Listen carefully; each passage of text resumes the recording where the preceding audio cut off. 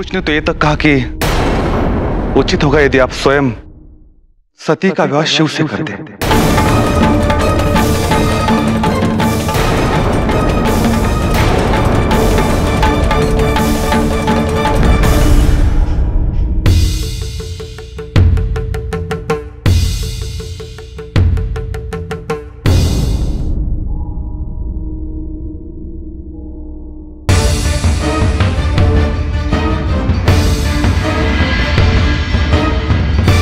सती,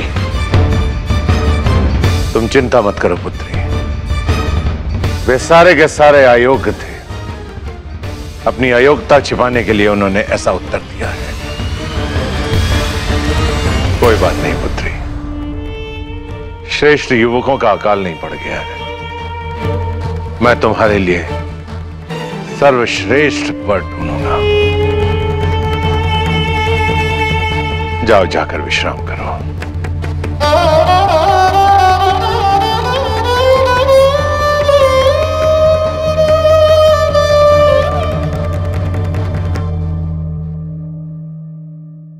शिव शिव शिव, ये शिव नाम का कांटा मेरे जीवन से निकलने का नाम नहीं लेता। क्या करूं मैं? कौन करेगा मेरी पुत्री से विवाह? शिव को तो मैं सती कभी नहीं दूंगा। तो क्या मेरी पुत्री सारा जीवन कुंवारी रह जाएगी? नहीं स्वामी, शांत हो जाइए स्वामी। इसका एक उपाय है। आप ब्रह्मदेव के पास जाइए, उनसे कहिए कि वो तो सती के दादा हैं। अब उन्हें ही सती के लिए एक योग्य वर खोजना होगा।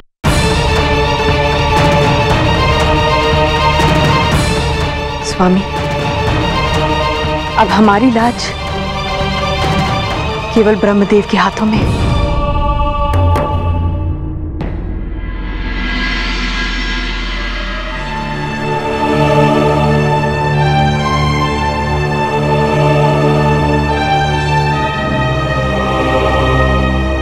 एक ही कारण सभी ने कहा प्रजापति कि सती शिव की प्रेमिका है। सती से विवाह कर कोई भी शिव से बैर नहीं लेना चाहता। कुछ ने तो ये तक कहा कि उचित होगा यदि आप स्वयं सती का विवाह शिव से कर दें।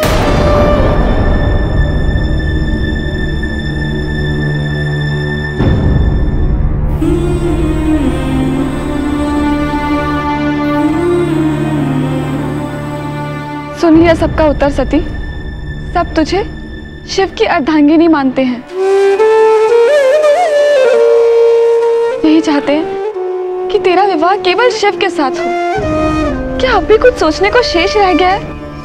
अब भी मान जा, शिव के सिवा तेरा कोई नहीं है। क्या अब भी तुझे समझ में नहीं आ रहा? सब अपने अपने ढंग से सब कुछ समझ रहे हैं देवी। संसार समझता है कि मैं शिव की प्रेमिका हूं। शिव समझते हैं मैं उनके योग्य ही नहीं। और माँ पिताजी समझते हैं ये सब शिव का एक षड्यंत्र है। दूसरे क्या सोचते हैं वो छोड़, ये पता कि तू क्या सोचती है।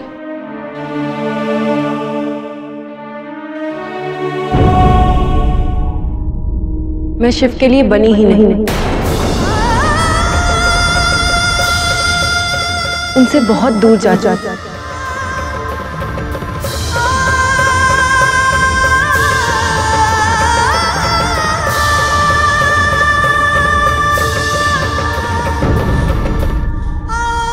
मैं उनसे जुड़ी सभी वस्तुओं को स्वयं से दूर कर देना चाहती हूँ।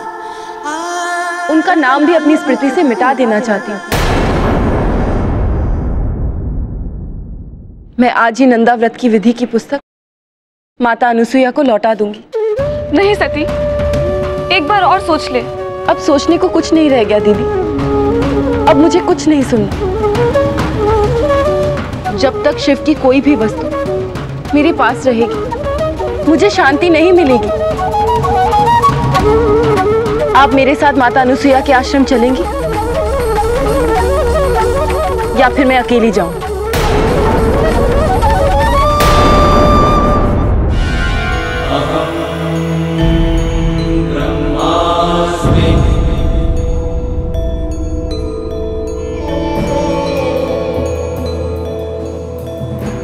प्रणाम पिताश्री।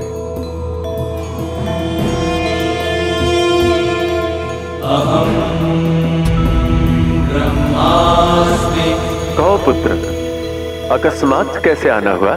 आज एक पुत्र नहीं, एक पिता आपके पास आया पिताजी। पहली बार स्वयं को अत्यंत विवश और लाचार पा रहा हूं। एक पिता के लिए इससे अधिक विवशता क्या हो सकती है कि वो चाहते हुए भी अपनी पुत्री का विवाह नहीं कर पा रहा। सती की बात कर रहे हो ना दक्ष? हाँ पिताजी, मैं सती की बात कर रहा हूं। संसार भर में लोग सती को शिव की प्रेमिका कहकर पुकारते हैं। कोई भी सती के साथ विवाह करने के लिए तैयार नहीं। इतना बड़ा अपमान कदाचित किसी भी पिता को नहीं हुआ होगा। इसका कारण स्वयं तुम हो दक्ष। मैंने तुम्हें सती के जन्म से पहले ही बता दिया था, आदिशक्ति तुम्हारी पुत्री के रूप में शिव मिलन हेतु जन्म लेंगे। फिर तुम सती का विवाह कहीं और करने की सोच भी कैसे सकते हो दक्ष? पिताजी, यदि मैं नहीं सोचूंगा तो भला कौन सोचेगा? सती मेरी पुत्री है, उसका विवाह मेरा उत्तरदायित्व है।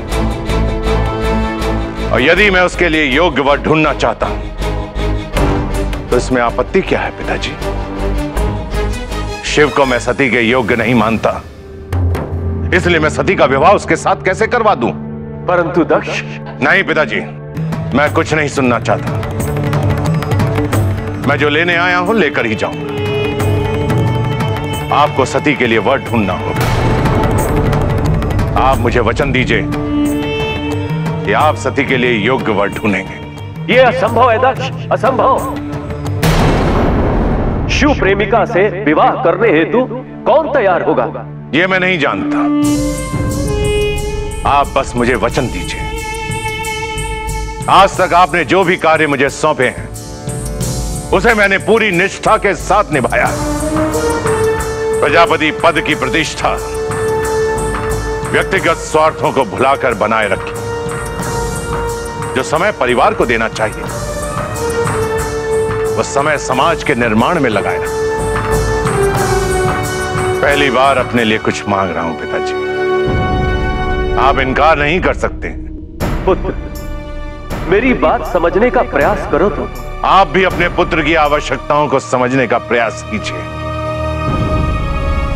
आप इतनी छोटी सी इच्छा अपने पुत्र की पूरी नहीं कर सकते? यदि आज आपने मुझे खाली हाथ लौटाया तो मैं अपने प्राणों की आहुति दे दूंगा। बस करो दक्ष, बस करो।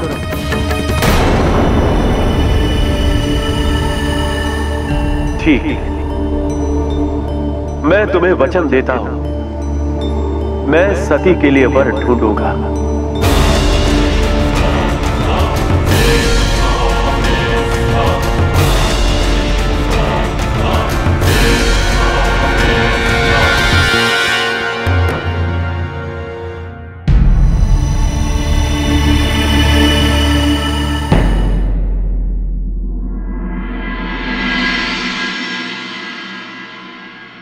ये तुम क्या कह रही हो सती? नंदाव्रत का संकल्प पूरा नहीं किया? परंतु क्यों? तुम तो शिव से प्रेम करती हो ना? करती थी, परंतु अब नहीं करती। प्रेम चाहकर करने ना करने की वस्तु कब से हो गई सती? मैंने संकल्प लिया कि माँ और पिताजी जहां कहेंगे मैं वहीं विवाह करूंगी। जब शिव को पाना ही नहीं है तो व्रत किस लिए? इसीलिए मैं ये नंदाव्रत की पुस्तक आपको लौटाने आई हूं। मेरे काम ना आ सकी, किसी भक्त के ही काम आ जाएगी।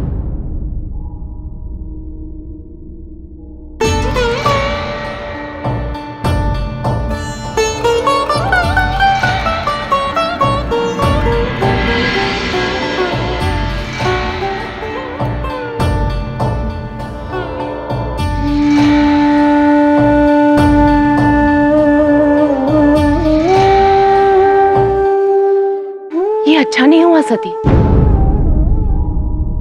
मैंने तुम्हें सावधान किया था। मैंने तुमसे कहा था यदि ये व्रत बीच में टूट जाता है तो तुम शिव से और दूर हो जाओगी।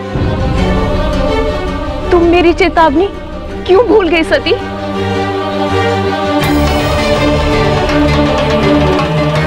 मैं आपकी चेतावनी नहीं भूली माता। कदाचित अनजाने में आपने मुझे पिताजी की इच्छा पूरी करने का मार्ग दिखा दिया,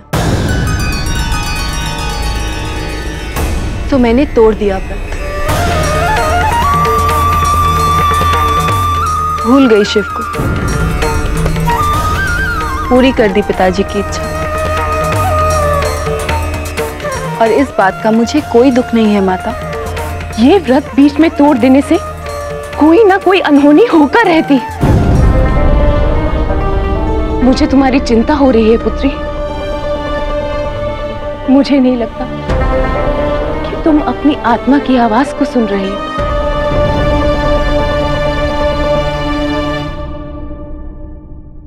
आत्मा कभी कभी गूंगी हो जाती है। यदि तुम सुनने का प्रयास करोगी तो तुम्हें अपनी आत्मा की आवाज अवश्य सुनाई देगी। और मुझे पूरा विश्वास है कि तुम्हारी आत्मा तुम्हें शिव की याद अवश्य दिलाएगी। यदि कभी ऐसा हो तो चली आना। नंदा व्रत प्रायश्चित के बाद दोबारा भी किया जा सकता है। नहीं मां, ऐसा कभी नहीं होगा। ईश्वर तुम्हारी रक्षा करे।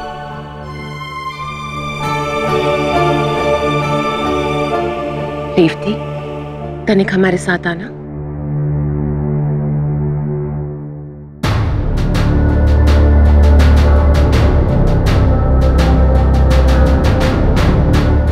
कदाचित मानसिक दबाव में आकर बहुत बड़ा अनर्थ कर दिया है सती ने। नंदा व्रत को संकल्प के बाद बीच में छोड़ देना शुभ नहीं होता है रेवती। मुझे तो भय सता रहा है कहीं सती का अहित ना हो जाए। मुझे आभास हो रहा है कुछ तो बहुत अशुभ होने वाला है।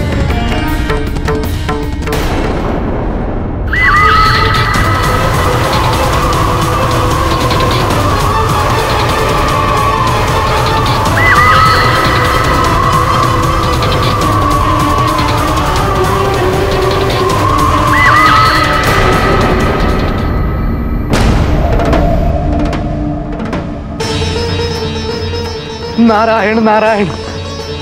प्रभु प्रभु, क्या होगा अब? सती ने आपको उनके सामने जाने से मना कर दिया है। यदि आप उनके सामने गए तो वो अपने प्राणों का त्याग कर देगी। और यदि जाकर अभी आपने उनकी रक्षा नहीं की तो वो दैत्य कंटक वो उनके प्राण हर लेगा। क्या करेंगे प्रभु आप? कैसे बचाएंगे सती के प्राण?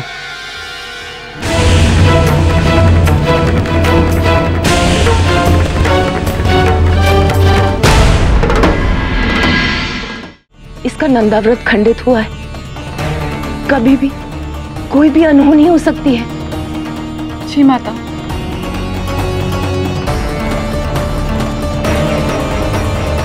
आप बिल्कुल भी चिंता ना करें माता। मैं सती का पूरा ध्यान रखूंगी। और अगर आपका आशीर्वाद साथ है तो कोई भी अनहोनी सती का अहित नहीं कर सकती। मेरा आशीर्वाद सदैव सती के साथ है।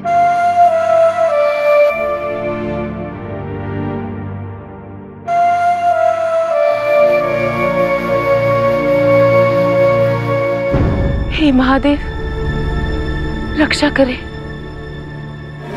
अब आप ही इस संकट का समाधान निकालिए नारायण। मैं पुत्र के हठ के सम्मुख विवश हो गया। दक्ष की इच्छा कैसे पूरी हो सकती है ब्रह्मदेव? शिव के सिवा सती का विवाह किसी और से कैसे संभव है? कौन करेगा शिव की प्रेमिका से विवाह? मैंने दक्ष को बहुत समझाया, परंतु वो समझने को तैयार ही नहीं है देवी। शिव और सती का विवाह शीघ्र हो, इसके लिए किसी को तो सती से विवाह के लिए तैयार होना ही होगा ब्रह्मदेव। अर्थात आप कोई लीला रचने वाले हैं स्वामी? अपने स्वभाव के विपरीत कोई कैसे जा सकता है देवी? शिव और सती के मिलन के अभाव में संसार में कई कार्य शेष रह गए हैं। अब इन दोनों को मिलाना है तो कुछ तो करना ही होगा। कदाचित किसी और को सती से विवाह के लिए तैयार देख शिव सती से विवाह के लिए मान जाएं, परंतु सती से विवाह करने के लिए कौन तैयार होगा नारायण? मैं जानता हूं वो कौन हो सकता है जो सती से विवाह के लिए तैयार हो जाएगा। हमें अहंकार से लालच को मिलाना होगा ब्रह्मदेव, तभी हमारा उद्देश्य पूर्ण होगा। नारायण, मैं कुछ समझा नहीं। अहंकार है आपका पुत्र दक्ष, और लालच है अंगीरा ऋषि। ये दोनों मिल गए तो अंगीरा ऋषि का पुत्र सती से विवाह के लिए अवश्य तैयार हो जाएगा। ब्रह्मदेव, दक्ष से कहिए अंगीरा ऋषि के पास सती के विवाह का प्रस्ताव लेकर जाए।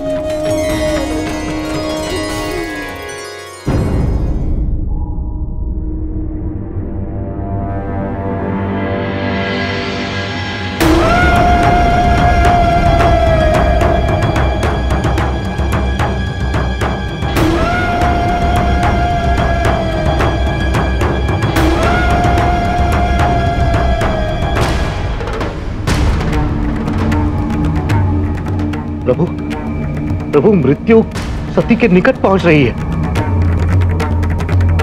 कुछ कीजिए, कंटक सती के प्राण ले लेगा। असंभव है देवर्षि। मेरे महादेव के होते हुए माता सती का कोई अहित करे, यह संभव है? परंतु नंदी, सबसे बड़ा संकट तो सती ने स्वयं खड़ा कर रखा है। यदि प्रभु उन्हें बचाने गए तो वो अपने प्राण त्याग देगी।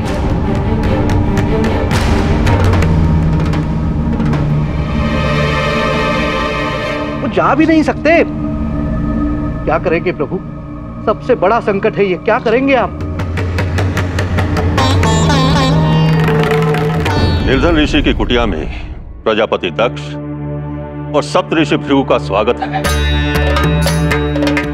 कहिए, कैसे आना हुआ? प्रजापति दक्ष स्वयं अपनी पुत्री का विवाह प्रस्ताव आपके छोटे पुत्र शतभीष के लिए लेकर पधारे हैं। आपकी तो एक ही पुत्री कुंवारी है ना? सती नाम है उसका, परंतु वो तो शिव की प्रेमिका है।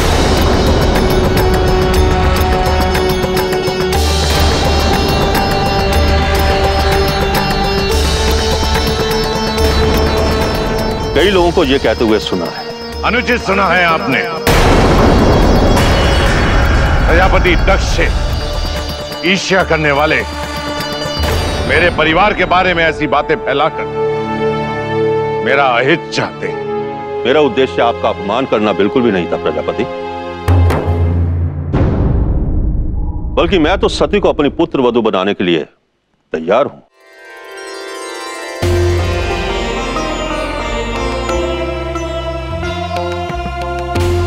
परंतु मेरी एक शर्त है।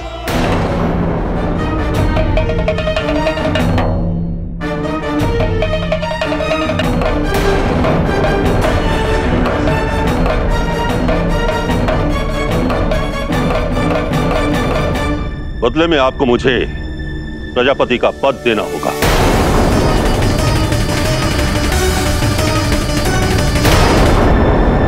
महर्षि अंगिरा, ये आप क्या कह रहे हैं?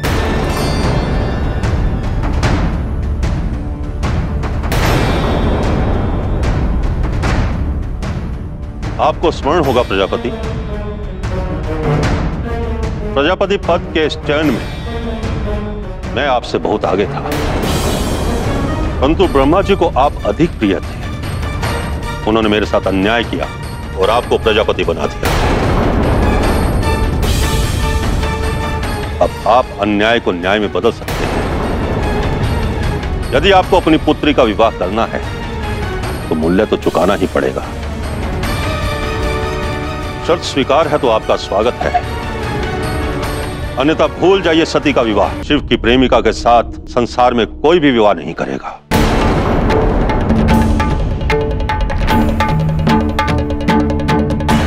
मैं आपको अपनी आदि शक्तियां, आधे अधिकार दे दूंगा, परंतु आपके पुत्र को विवाह के पश्चात प्रजापति दक्ष का घर जमाता बनकर रहना होगा। आप व्यापार जानते हैं प्रजापति, मुझे स्वीकार है, परंतु अच्छा होगा आप पहले स्वयं मेरे पुत्र सतभीष को देख लें। मैं आपसे कोई बात छिपाना नहीं चाहता।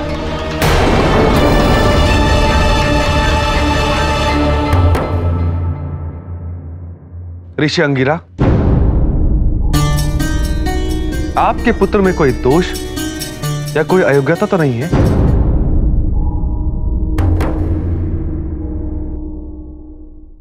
मुझे आपका पुत्र स्वीकार है, तो जैसा भी हो उसे घर जमाता बनकर मेरी आंखों के सामने ही तो रहना है।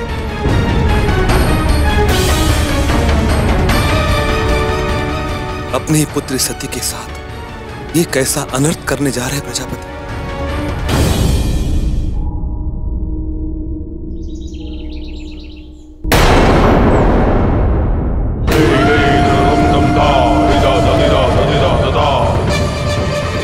मृत्यु से आंख मिचोली बहुत देर तक संभव नहीं है सती। काल तेरी परछाई बन चुका है। मेरे महादेव माता सती को बचाएंगे, कैसे भी बचा लेंगे। मेरे महादेव के लिए कुछ भी असंभव नहीं है देवर्षि।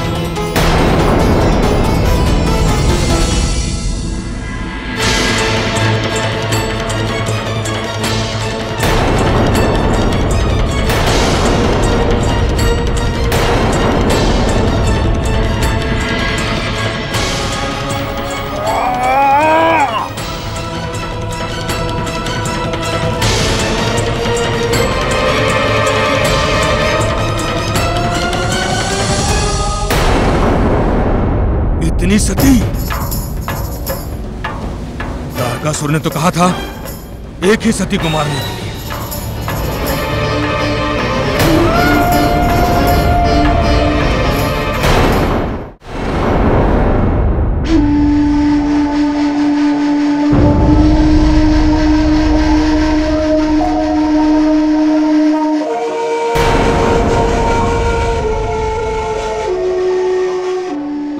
घंटक हमारी अमरता का शुभ समाचार ले जाए।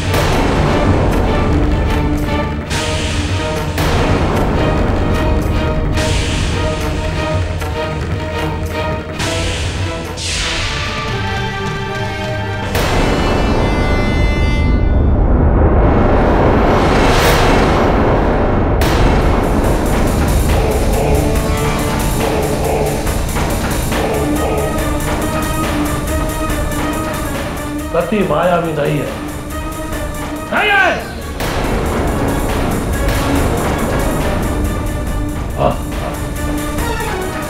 कोई मायावी शक्ति हो सकती है जो कवच बनकर सती के प्राणों की रक्षा कर रही है। कदाचित उसी मायावी शक्ति ने वृश्चिक के भी प्राण लिया। परिस्थिति जटिल होती जा रही है सुराज। इस संकट की घड़ी में शुक्राचार्य को हमारे साथ होना ही चाहिए था। हम शुक्राचार्य के बिना भी इस संकट से निपट सकते हैं। सती से पहले उस मायावी शक्ति से निपटना होगा जो सती के प्राणों की रक्षा कर रही है। जाओ जाओ, जाकर पता लगाओ कि वो कौन सी शक्ति है। जो आज्ञा सुराज।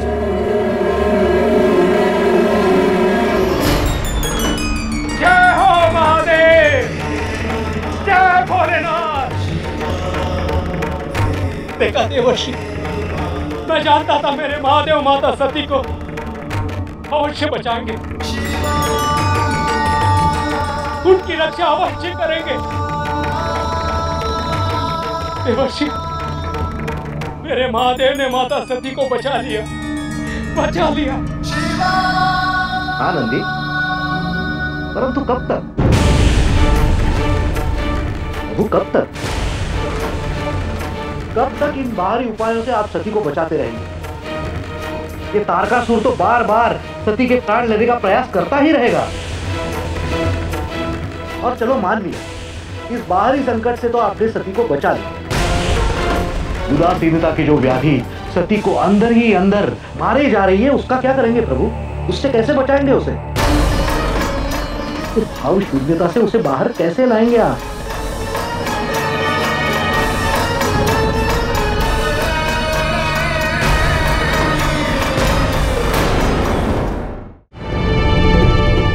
प्रजापति, यदि हमसे सबने प्रश्न किया कि सती का होने वाला वर कैसा है, तो हम क्या उत्तर देंगे?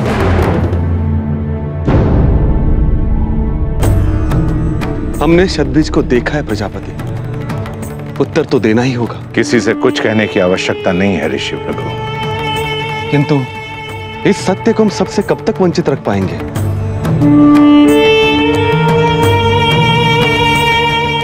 मैं सब संभाल लूंगा भृगु ऋषि। बस यूं समझ लीजिए कि सती के भाग में यही लिखा था। आइए मेरे साथ।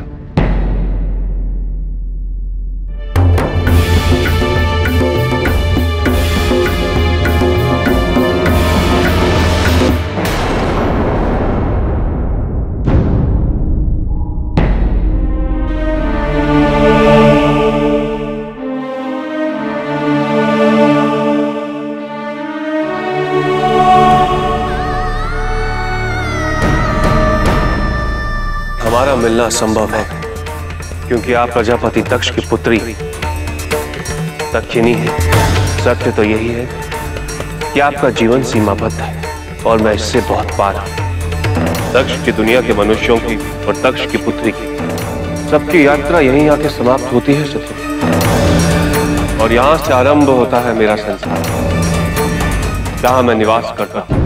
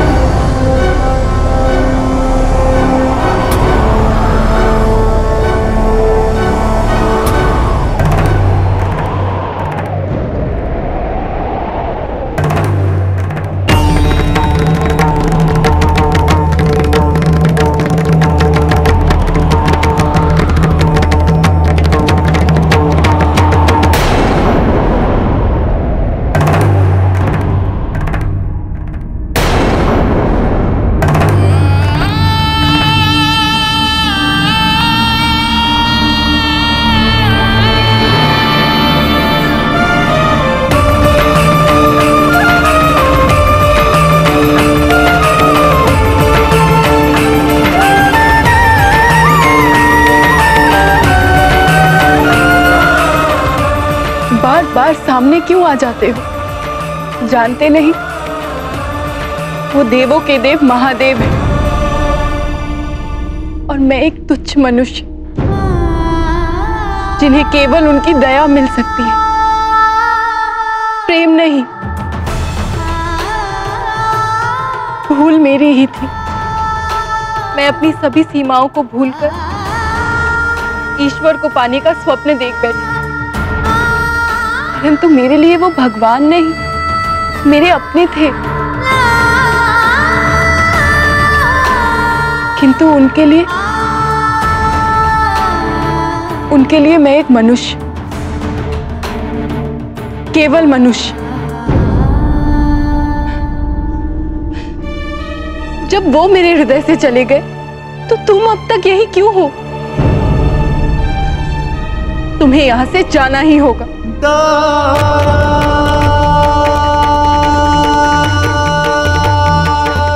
तुम्हें जाना ही होगा, जाना ही होगा तुम्हें। सती,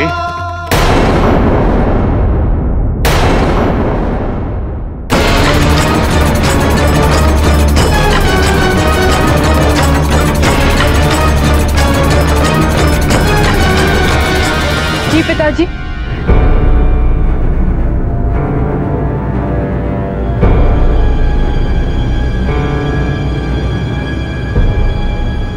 मैंने तुम्हारा विवाह तय कर दिया है सती।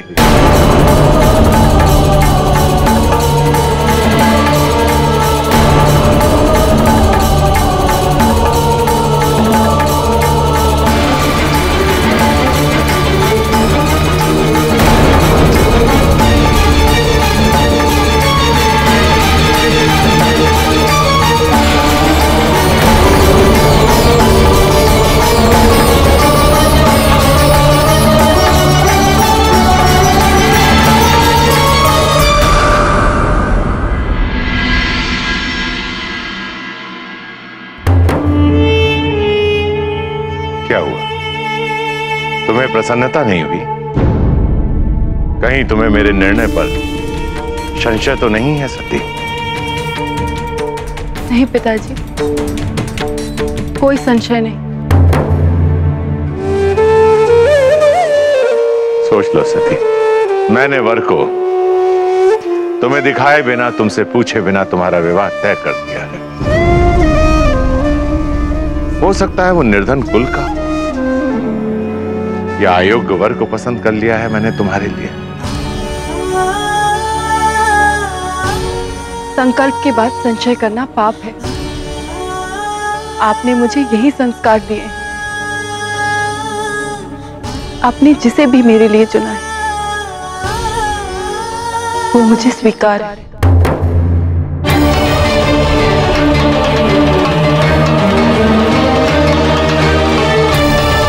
अपनी ज्ञानी पुत्री से मुझे यही आशा थी और मुझे पूर्ण विश्वास है कि मेरे सिखाए संस्कारों को तुम कभी नहीं भूलोगे और विवाह के पश्चात गृहस्थी धर्म का पालन करते हुए एक आदर्श गृहिणी बनोगी। मैंने तुम्हारा विवाह अंगीरा ऋषि के पुत्र और बृहस्पति के भाई सतभीष के साथ तय कर दिया है। महाज्ञानी है सतभीष, और तुम तो जानती हो जहां ज्ञान हो वहां किसी चीज की आवश्यकता नहीं होती। तुम उसके साथ बहुत सुखी रहो। वो लोग आज ही तुम्हें देखने आ रहे हैं और आज ही विवाह का शगुन होगा और उसके पश्चात किसी शुभ मुहूर्त पर तुम्हारा विवाह कर दिया जाएगा।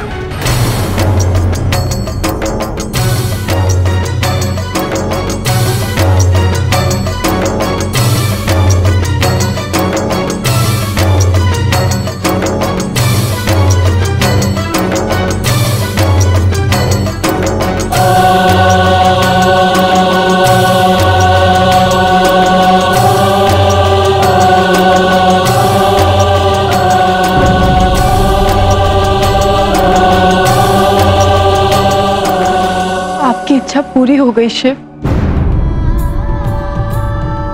मैंने पिताजी का कहा मान लिया है। मैं मनुष्य की सीमा रेखा में ही रहूंगी, एक मनुष्य से ही विवाह करूंगी। मैंने पिताजी का कहा मान लिया है।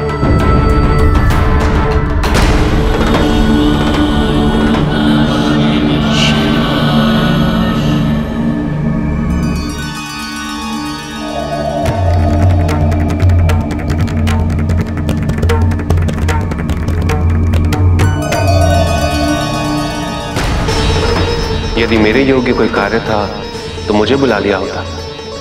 आप तीनों ने स्वयं कष्ट क्यों किया? आपको निमंत्रण देने आए हैं महादेव। किस बात का निमंत्रण? भोजन का निमंत्रण। चाहती हूँ आप भी हमारे यहाँ भोज में आए। भोजन तो मृत्यु लोक की आवश्यकता है देवी। आप कब से मनुष्यों की तरह व्यवहार करने लगे? जब आदि शक्ति मनुष्य की योनि में जन्म ले सकती है तो क्या हम थोड़ी देर के लिए मनुष्यों सा आचरण नहीं कर सकते महादेव? इसका अपना ही आनंद है।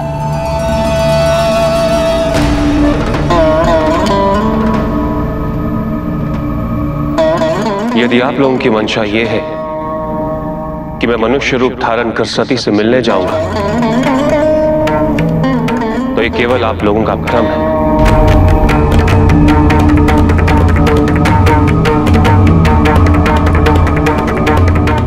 आप लोग भली भांति जानते हैं मेरा संबंध वैराग्य से, ज्ञान से। लीला मेरा स्वभाव नहीं। संसार की भलाई के लिए भगवान को लीला करनी पड़ती है। मनुष्य का रूप भी धारण करना पड़ता है। मुझे तो दशा अवतार लेना होगा। मनुष्य की योनि में जन्म लेकर 5 तत्वों का शरीर धारण करना होगा महादेव। जब नारायण दशावतार ले सकते हैं तो आप अपनी अर्धांगिनी के लिए मनुष्य क्यों नहीं बन सकते महादेव?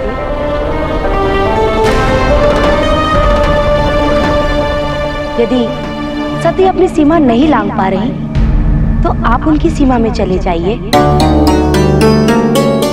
यदि सती ने आपसे रूठकर आपको अपने सामने आने से मना किया है तो आप कोई और रूप बनाकर उनको मनाने चले जाइए। यही तो प्रेम है। और यही समय की आवश्यकता भी। पिता के मोह में विवश होकर सती ने आपका त्याग अवश्य कर दिया है। विवशता में किया हुआ त्याग मनुष्य को उदासीनता की गहरी खाई में ढकेल देता है महादेव।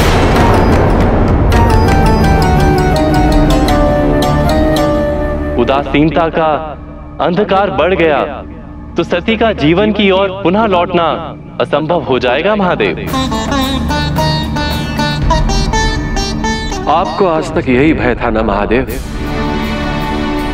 कि यदि अयोग्य सती से विवाह हो गया तो अनर्थ हो जाएगा, परंतु इससे बड़ा अनर्थ और क्या हो सकता है महादेव? आदि शक्ति का विवाह किसी सामान्य मनुष्य से हो रहा है। मेरे अहंकारी पुत्र ने सती का विवाह अंगिरा के पुत्र सत्यवीत से तय कर दिया है। आपको क्या लगता है उस विवाह के पश्चात सती जीवित रह पाएंगी? आदि शक्ति आपकी अर्धांगिनी है, वो केवल आपके लिए बनी है। यदि किसी साधारण मनुष्य ने उन्हें पति के भाव से स्पर्श भी किया तो अनर्थ हो जाएगा महादेव। यदि इस अपमान से आदि शक्ति की क्रोधा अग्नि जाग गई तो इस संसार को भस्म होने से आप त्रिदेव भी नहीं बचा पाएंगे।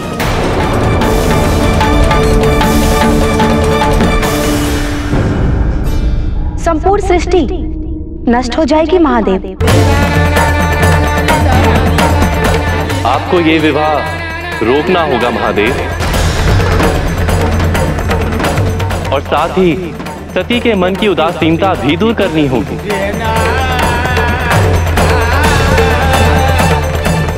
और ये तभी संभव है जब आप मनुष्य बनके सती के पास जाएंगे। हाँ महादेव, यही एकमात्र समाधान है।